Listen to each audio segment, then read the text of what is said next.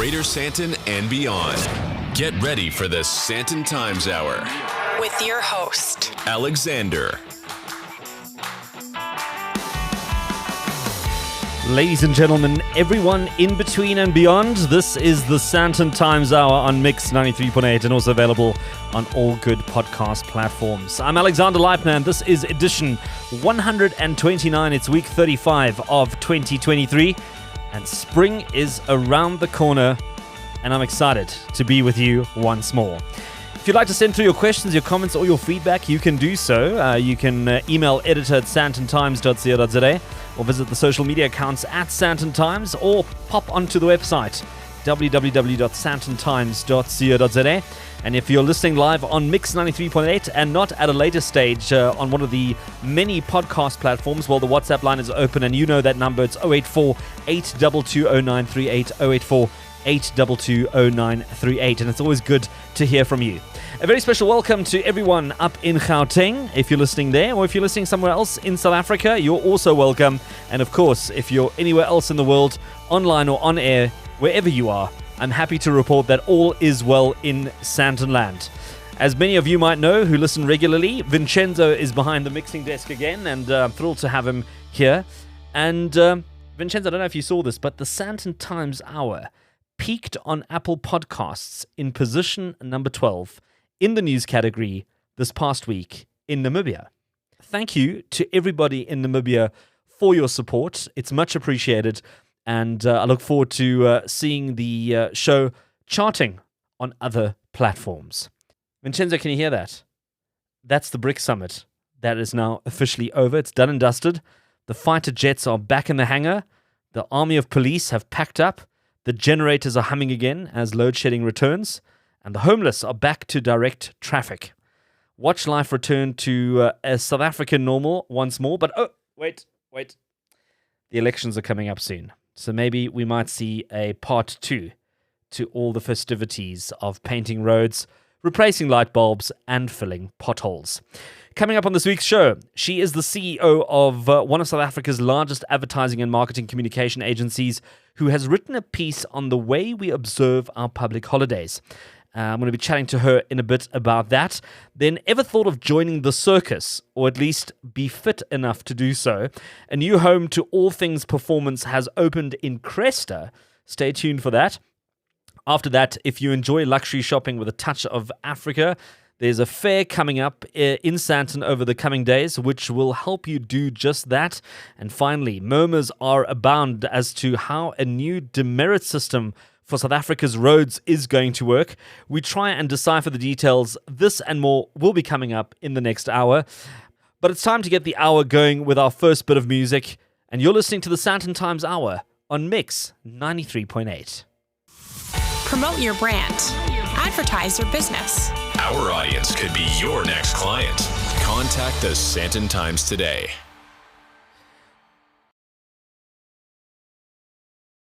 Follow the Sandton Times on social media. At Sandton Times. This is the Sandton Times Hour on Mix 93.8 with Yves Leroc and Steph De Capo with Rise Up 2021 featuring Jabba, taking us into the next hour. So one of the major stories that ripped through the media world in South Africa this past week is the passing of much-loved broadcaster and veteran journalist Derek Watts. And I thought, well, let me take a moment just to reflect on Derek, because I had a few engagements with him. We used to work at Mnet together way back in the early 2000s. I bumped into him on the odd occasion. But it was quite recently, and when I say recently, I would say just before COVID happened, where I'd seen him again at an event, and we got chatting, and he invited me for lunch, and he did some mentoring with me, and we had a great chat, and we had a chance to reflect on the work we do and how we do it, and he was always a very friendly, very engaging, very helpful, and very genuine guy. And I must be honest, I was very sad to hear that Derek had passed on due to his health. And I had him on the show last year, October, chatting about a beer commercial that he had been featured in, which was very much a mirror of him, his work, and the icon that he had become. But Derek, being Derek, was always quite humble about the whole experience. So here's a quick snippet from that interview where I asked him if the commercial had referenced his reality to a greater extent to deliver some of the fantastic insights. I think there are far more intimidating and serious journalists in the country, but I've been around for a long time, and I suppose being 6'6" makes you very imposing. But I have found, so many times, and at one stage in Carte Blanche, we awarded spanners. So we would actually go to a car dealership or repair shop and tweak something with, take the spark plug out or something, or the connection, and then see what they charged us and what they told us. And one dealership didn't do very well. I won't mention what it was, but we've got one of their cars. So every time I went there for a service, they were lined up and just looking at each other, and I'd book the car in. And I just remember that one time when I booked it in and signed all the forms, and then this guy came up and he looked at me like, he'd actually caught us out, and he had this little plastic bag with 5 rand in it. And he thought, okay, that was the trick. But it's one of the things with Carte Blanche that people think you always, got secret cameras, or, you're testing their fish to make sure that it's all legal and, not from the red zone. I guess we do get a lot of suspicion from retailers, from other people. Yeah. But generally, the response of the public is fantastic. Derek, you've been doing Carte Blanche for such a long time. Did you find any people coming back to you saying, I can't believe you're dancing in a beer ad? To be honest with you, I just haven't been able to answer all the little comments that have come up. Well, to me, all of those WhatsApps, all positive. And one guy who runs an ice cream shop in Sandton, and I haven't seen him for years, but he had my number, and he just said, "This advert makes me feel so happy." I thought, it's such a wonderful comment, and that's generally been the reaction. People just laughing and saying, it just lightened up my day. It's the funniest thing I've seen in a long while. As Colleen was saying, look, there's a time to be serious. That it is serious in our country, serious in many places around the world. I don't want to change the topic to how serious, life is. But when we think what's going on, we think of Ukraine and the atrocities there. When we think of some countries where people are lined up and executed for just dissent. Our country needs a lot of help, but it's not as bad as being in some places around the world. But saying that, we have serious days, most of us. But does it have to continue into the night? Does it have to be with us the whole time? And there is definitely a time to lighten up. And maybe this ad reinforced it with me that you've had a day which was interesting and tough, and just lighten up a bit. Derek Watts, may you rest in peace, and thank you for all you've contributed. You're listening to the Sandton Times Hour. Did you know that 1 in 5 girls drop out of school when they reach puberty because they don't have the means to manage their monthly menstruation? Rudder My Pad is a girl's solution to staying in school. It's easy to use, cost-effective, with unique and very cool designs. Rudder My Pad is sustainable and durable with a lifespan up to 5 years. Visit rudder.co.za to sponsor a girl, a school, or to place an order. Empowering young women, my choice, my future, my life, my pad.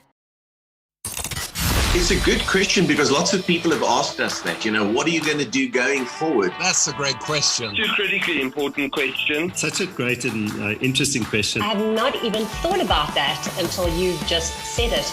You're listening to the Sandton Times Hour.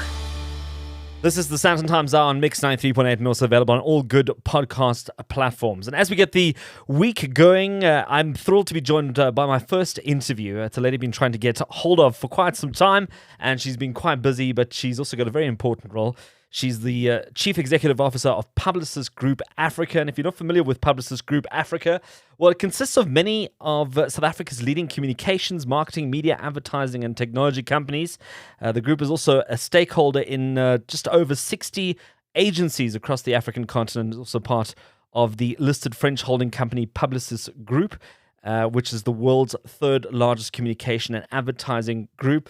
Koo Govender, she looks after the South African element of this big group. And Koo, it's great to have you on the Sandton Times Hour.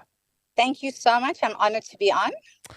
Well, Koo, you wrote a piece fitting for August, highlighting the role of media players and the role that they play in the narrative that is driven during this particular month, but also other historical and important months in South Africa. And to make sure that I don't lose the essence of this article, can you summarize in your own words briefly the message in that article? So basically, the message was sometimes, during significant days, we kind of ramp it up more with marketing hype than the actual essence of that particular day. And the article that I wrote was, let us really honor that particular significant day. And for me, especially being such a woman advocate, my story or my article was basically to honor that significant day of women and honoring women. I mean, just to check if we're on the same page here, because I've also had very similar thoughts when it comes to things like Women's Day, because I end up finding that a lot of companies end up sending me all kinds of releases and interview opportunities with women who do all kinds of things in their organizations, but these are women that you would never hear of the entire year long. But then for these 4 weeks, they almost get pushed into the spotlight for that brief window period of time when it is Women's Month or Women's Day or International Women's Day. And the rest of the year, that's it. And I almost feel like it's kind of almost doing the entire thing a bit of a disservice. Shouldn't these ladies be getting their moment in the sun any time of the year? Absolutely. And I feel it has become a tick box exercise. And I think it should be consistently throughout the year, and especially, and I'm going to speak specifically to Women's Month, and how could we keep and honor women throughout the year and not only on the month of August or the 9th of August. Yeah, absolutely. What has been the feedback that you've received from the industry, from clients, based on this piece that you put out? So a lot of people were quite shocked that I would put out a piece like that, being a marketing person and, trying to leverage opportunities from a consumer perspective as well and a client perspective. And I thought, let me write something quite provoking in terms of just honoring the essence of significant days and how we should really continue the true essence of it than just being a big marketing blurb. Yeah. And I mean, so many companies do it pretty badly. I mean, like we've just touched on it now. Are there any companies or brands that you think have managed to get it right? Have they done it in such a way that you can say, well, you know what, actually, this is not a bad direction to take or a bad attempt at kind of heading in the right direction? So being a CEO of a marketing and communications company, I've got to play it quite safe on not calling out companies. So I would say some companies have definitely, without mentioning names, have definitely got it right because they've taken very tactical aspects of it throughout the year. And some companies have got it dismally wrong by just patronizing women during the month of August. Yeah, and I mean, we're seeing a lot of that happening, not just initially around August and around Women's Month, but we're seeing it around the world with a range of topics. And is there a danger as well as a branding and marketing professional, maybe you can give us some perspective here as well, of becoming involved with anything and everything that comes along for the sake of getting involved? I mean, if it isn't part of your brand DNA or your brand strategy, is this a good idea? No, so that's a really, really good question. For me, we all know brands should be living with a purpose. And if that's not your purpose or your brand philosophy, I don't think you should be going down that route. You as a brand should look into your brand. What does the brand DNA stand for? What is the purpose of the brand? Is it youth development? Then stick to your knitting of it being youth development. I don't think you should be spreading all over the place and sending confusing messages to your consumers as well. Yeah. So my suggestion would be, look at what the DNA of your brand is, what your brand purpose is. And I think every brand should have a purpose and be authentic to your brand purpose. So if I'm hearing you correctly, branding isn't just about what you do, it's also about what you don't do. Exactly. And with consumers being so vocal today, they call out brands that are pretentious in a sense of just doing it for the sake of doing it. Yeah, absolutely. So another thing is, you've to my point, you've got to be authentic and you've got to walk that journey of putting your money where your mouth is. Yeah, for sure. Well, I mean, Koo, it's been a very interesting, conversation starter because, like I said, it's something that I've thought about very much, and I feel that a lot of companies are doing themselves a disservice by kind of almost using the opportunity to just do, what they think is right, but they should be doing it maybe throughout the year. And maybe also getting a bit lost in all the other communication that is trying to do exactly the same at the same time. Exactly, lost in the clutter. Absolutely. And we know as marketing people, we should have that ability to stand out, knowing that, in terms, our consumers have 12 seconds, similar to less than a goldfish, from an attention perspective. Yeah, for sure. Absolutely. Well, there you have it. Koo Govender, she's the CEO of Publicis Groupe Africa. She's put out an article. We're also going to share that up on the Sandton Times website on sandtontimes.co.za to get you thinking about these things as well, especially if you're in a big company or even if you're in any company and you were thinking about your activations and your communication that went out during Women's Month. Well, maybe this is something to take forward into Heritage Month and into some of the other months that we celebrate in South Africa. And maybe saying less is more, or maybe saying more is more. That's up to you. It's the bottom of the hour. We're going to take a quick musical break and more of the Sandton Times Hour right after this. Back for more? The Sandton Times Hour continues. You're listening to the Sandton Times Hour on Mix 93.8 with Mark, Chris, Crystal Rock, and Blake's with a new take of Mbob, which is that Hanson track from the 1990s. But I might be dating myself if I reveal too much. My name's Alexander Leibner, and you know how this works if you listen to the show regularly. And if you're listening for the very first time, let me fill you in. You can get the show notes of this show. So if you listen to the show and you didn't catch all the details, you couldn't quite remember what the name was of that person or the name of that company, or you didn't get the details of the website or an email address or a phone number, we're going to put all those details up on the website after the show. So you can go into sandtontimes.co.za and get all those details and a breakdown of everything else that you might need that we discussed during the show. Also, be sure to check out our social media accounts at Sandton Times on whatever social media platform you are on. And don't forget, you can connect with the Sandton Times there, as well as use the email address editor@sandtontimes.co.za. Now, the other day I made my way down to Cresta shopping center here in Greater Johannesburg, and I haven't been to Cresta in such a long time, but I think it's also one of those things as a result of the pandemic, is that we haven't been to so many places for such a long time. And I discovered a myriad of new businesses that have opened there, and a lot of things have moved around. But one of those new businesses that have popped up in Cresta is a company called The Cirque. And I wasn't quite sure what to expect. I was invited to a media showcase, and I arrived there and I was quite surprised as to what I saw there. But here to chat to me about this and so much more is Joanna Pawelczyk. She's the director and co-owner of Cirque, as well as Nataniel Pires.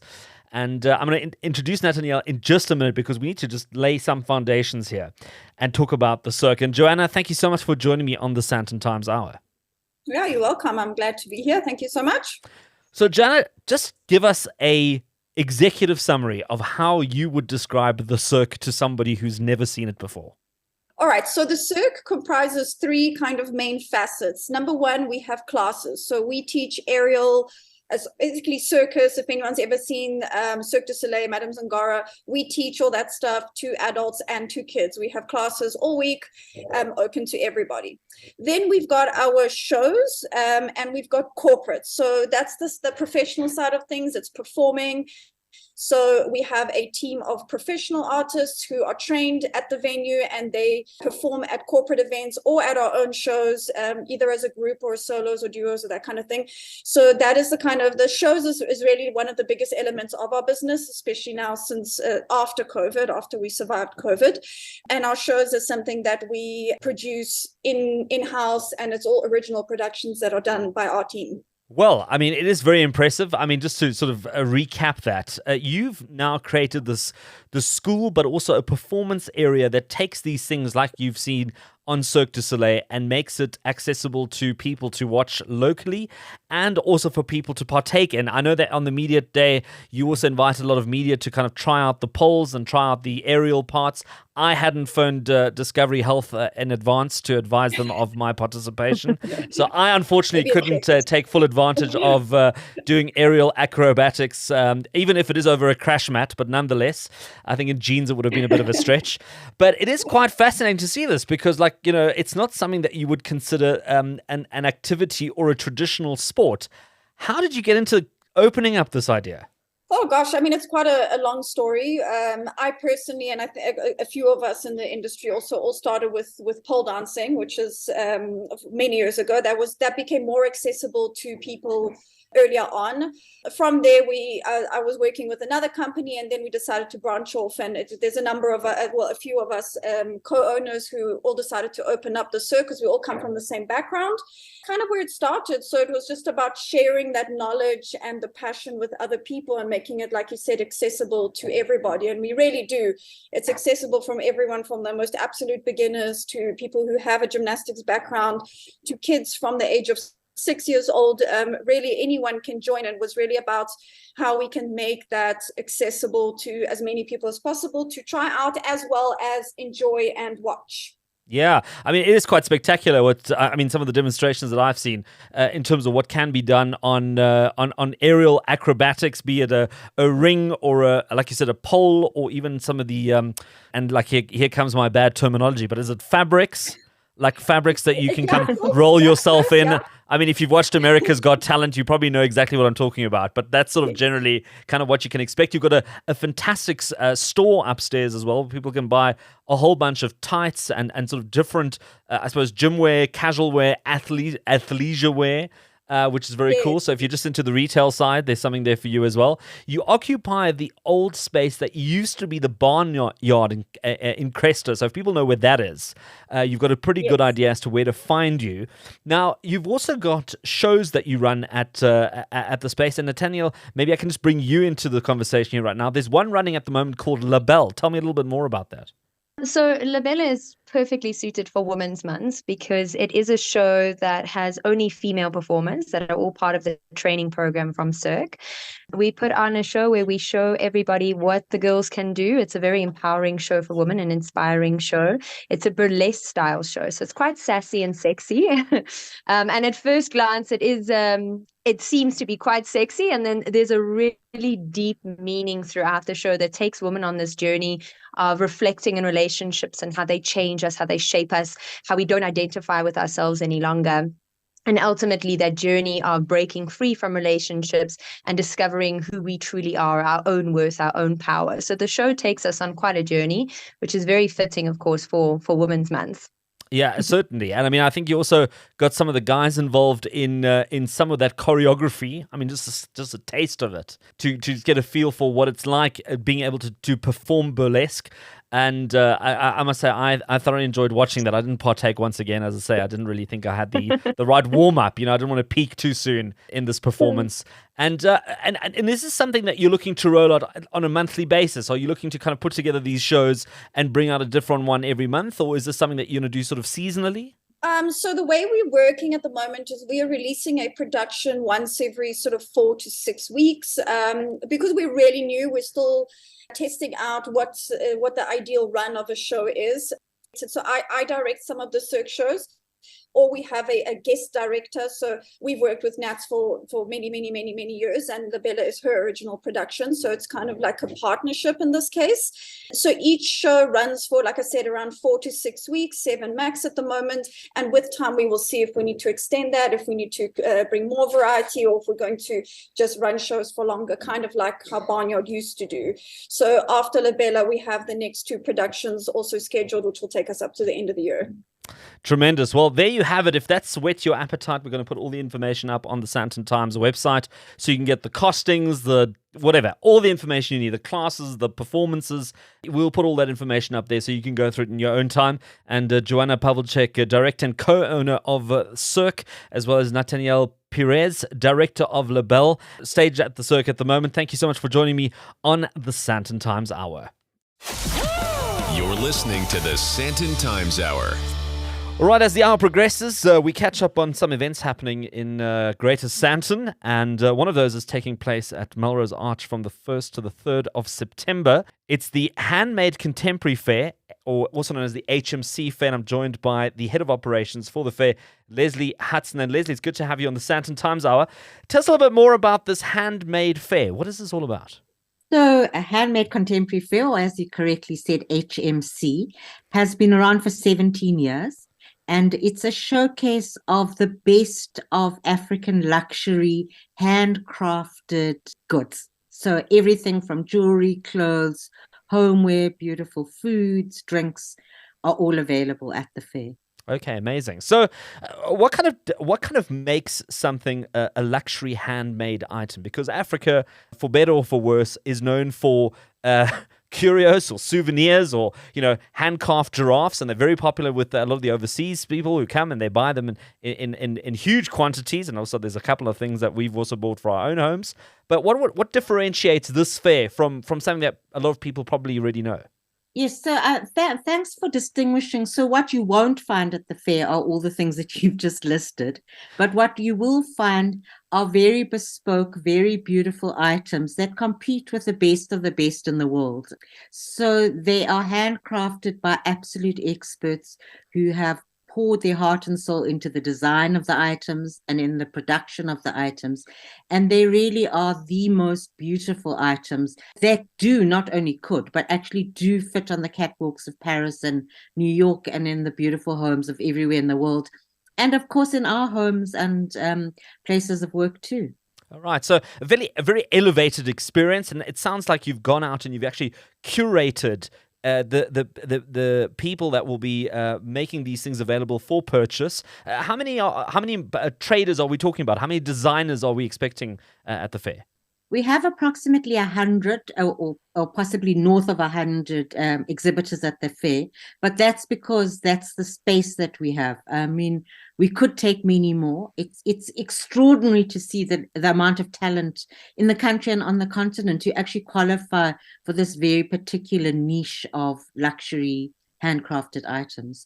I think it's also important to say that they're contemporary. So the name kind of captures it all.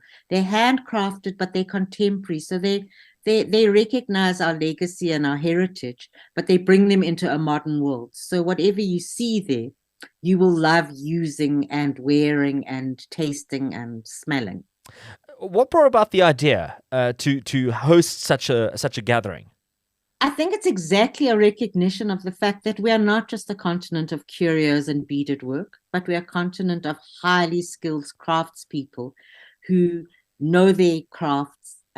It's been passed down for many generations and have honed them over this period of time. And so it's really to say we are much more than beaded curios and giraffes and the like, that we actually are a really skilled continent of makers. Well, what I've often found is that there's sort of these two things that end up happening. Either we end up having somebody designing something as a South African, taking it overseas, it becomes really famous and really well known, and then we end up paying 10 times the price because now overseas has recognized us. But when they were sort of in South Africa and doing their thing, people weren't prepared to, sort of pay even close to half of it. And the other thing is you end up having international fashion houses or international design companies pick up on something that is an African design or a South African inspired idea. They roll it out on one of their handbags or one of their sort of throws or scarves, and we almost say, well, that's a little bit of misappropriation there. That's our idea. How dare you go about and do that? Yes, I understand what you're saying, but for us, those are success factors. Those are what many of our makers aspire to, but at the same time, really wanting to service a local market of people that appreciate it. And I think Handmade Contemporary does exactly that. Not only does it showcase the makers, but it taps into a guest list of people that really appreciate that kind of craftsmanship. So you'll find over the 3 days that it's open to the public, close to 10,000 people will come through the fair. They've obviously come to eat, drink, look gorgeous, and meet each other as friends, but they've come to shop, and they've come to shop specifically there because they appreciate those kind of things. So if you're wanting to support that kind of high-end luxury craftsmanship, then it's now is the time to come to the fair and buy it, because as you say, they get snapped up very quickly and then end up in dollar markets. Yeah, and it also sounds like there's a bit of an entrepreneurial support element here, sort of uplifting entrepreneurs that would not necessarily have a big shop in one of the big shopping malls in Greater Sandton. They would be either selling online or direct or through this sort of platform. That's exactly right. So you'll find that, I mean, first of all, a lot of our makers do have a reputation and a following, but we're always on the lookout for those new people who don't have the big followings yet that we know will end up being big one day. Many of our makers from our research tell us that they make at least 60 to 70% of their annual turnover over those 3 days. So it's a huge boost for them to be able to display at a market like ours, because that's significant for them, and that really helps them as entrepreneurs. The other thing that we found is that at least 95% of our makers are woman-owned businesses. And that's also very significant, because those woman-owned businesses, and no comment on male-owned businesses, but the woman-owned businesses tend to employ other women, and they tend to source and return value to the communities that they come from. So you find that the woman-owned entrepreneurs are not just chasing profit. Of course, they need money, but they also actually about making sure the environment is well looked after, that communities are uplifted, and that everybody benefits from it. So it's a all-round benefit for not just the entrepreneurs, but communities as well. So a bit of a win-win if you're looking for something exclusive, extraordinary, something that's different and also local. You get to walk away with that item and also at the same time support a local entrepreneur who's employing people, who's keeping an entire economy going. And we know, especially after the COVID years, don't we all need that? And it's been great chatting to Lesley Hudson, talking about the Handmade Contemporary Fair, which is taking place at Melrose Arch in Greater Sandton from the 1st to the 3rd of September. We'll put all the information up on the sandtontimes.co.za as well if you want to get some more information and some more details. We're going to take a quick break. I'm going to wrap up the hour right after this. Fitness starts when you pack your bag. It's a promise to yourself to live life well. So, kickstart your journey to summer wellness today with a Virgin Active bag, August membership free, plus access to a world of rewards. Call 0860 Get Fit or visit your nearest club. virginactive.co.za. T's and C's apply. Online, on air, anywhere, anytime. This is the Sandton Times Hour. This is the Sandton Times Hour on Mix 93.8 with September 99. That Earth, Wind and Fire hit. But that was the Fats and Small remix. We're going to be channeling those spring temperatures as we see August out for another year. So as we wrap up the hour, I thought, well, let's chat about this driver demerit system that is on the horizon to be implemented. I think also off the back of the strike that we saw in Cape Town with the minibus taxis a couple of weeks ago. To get a legal opinion on this, I'm joined by Sarah Kelly, an associate with APA Africa. Sarah, good to have you on the show, and maybe you can provide a bit of a perspective on this decision by the Constitutional Court of late for the system to forge ahead, and how do you think this will impact the rollout plans after quite some time? Thank you so much for having me on the show today. The demerit system has definitely been in the pipeline for some time. I believe, it's been pending for approximately 2 decades, in which ARTO has been trying to implement these. And now that as a result of the Constitutional Court having actually made its judgments, all these plans that have been put in place can finally be implemented. And it seems like it's the intention for it to be implemented immediately within the next year. The rollouts will happen by advising the municipalities to now implement these certain systems. I believe originally when they intended to implement the system, there was like a 3-phase approach, just also to help with the public become knowledgeable about it. But I think the significance is it's going to change the way that their intention is to change all the road accidents that we have to try and improve motorist behavior. I believe that, we have about 800,000 accidents yearly, which equates to about approximately 2,200 accidents daily. And I think that the government have try to come up with a system that they believe will help reduce these numbers.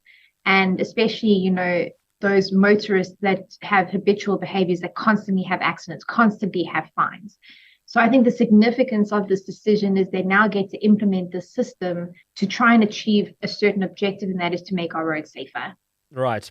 Well, I mean, as we've seen in the Cape Town issue, and I think this was also sort of like the part of the motivation for it, was that fines hadn't been working, and that people were just ignoring fines or just paying them and carrying on doing what they're doing, and that to some extent, if you're trying to change behavior, then you have to go a little bit harder, hit where it hurts by impounding cars. And in this instance, from what I understand, the demerit system, you've got sort of a set of points that you work with, and depending on what you do, you get those points deducted, and eventually you're left with no more points, and then bad things happen in very elementary terms. But can you try and explain how this point-based system will work and how it should be implemented effectively?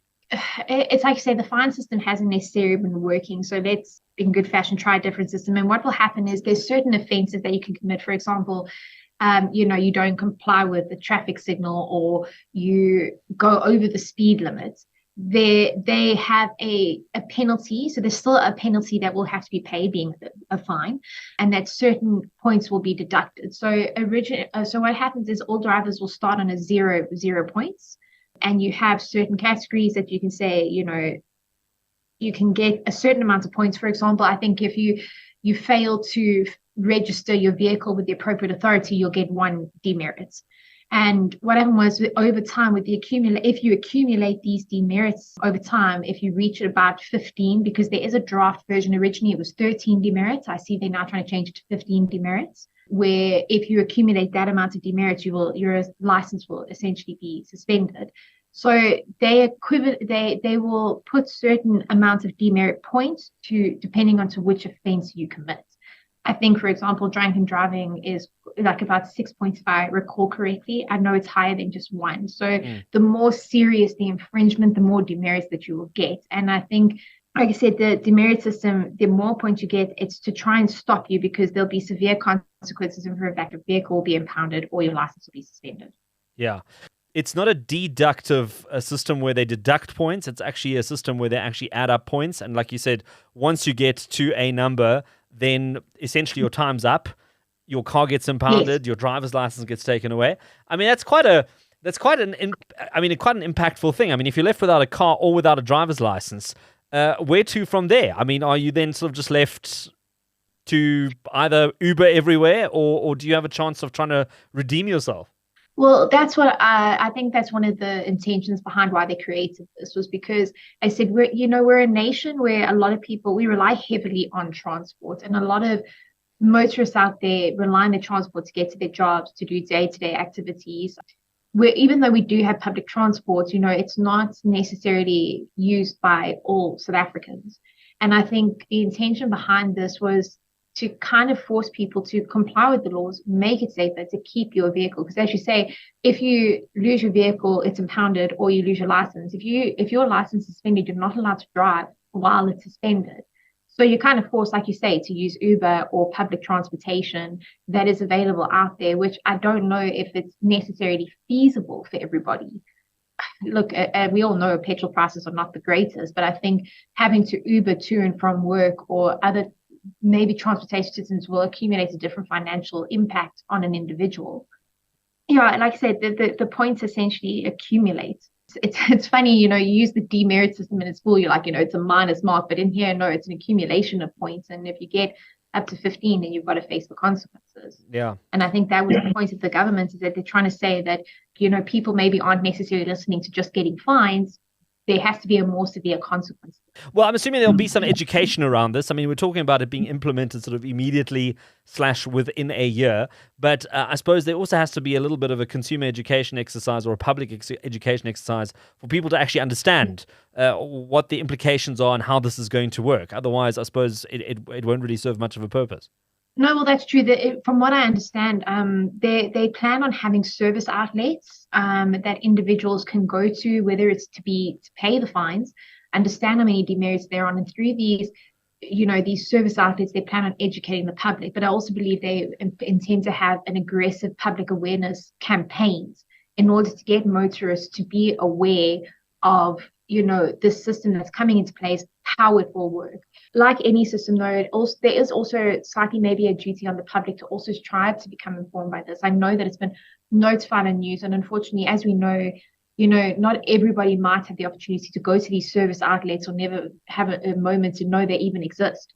So I think that's why they talk about not only just the service outlets for people to go to and get the information and become knowledgeable, but also have these aggressive public awareness campaigns, whether that's through the news or, any other newspaper outlet to get those knowledgeable. I believe service outlets, for example, will be placed throughout different municipalities, different rural areas as well for those who have vehicles, and just kind of slowly educate the public as time goes on.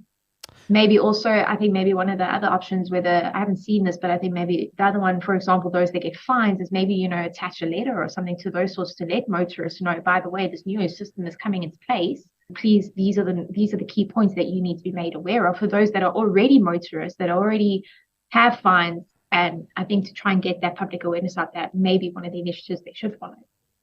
Well, there you have it. Trying to make sense of the demerit system that is on its way. And trying to understand what it's all about. And as you say, we can only hope that we get some sort of more sort of detailed information and more educated information coming through from the department to understand exactly what the implications are from doing the right thing or doing the wrong thing in this instance.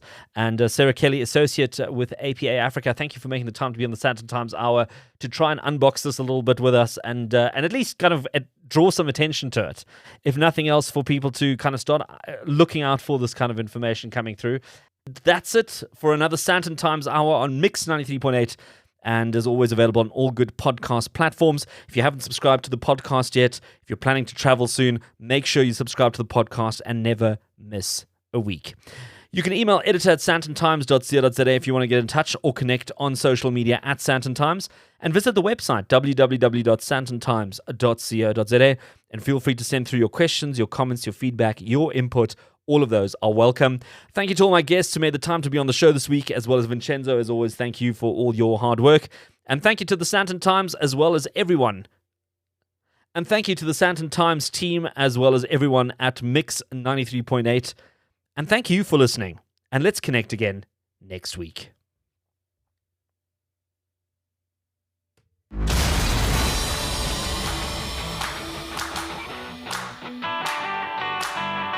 That's it for this week. Thanks for listening to the Sandton Times Hour. And if you enjoyed it, be sure to share it.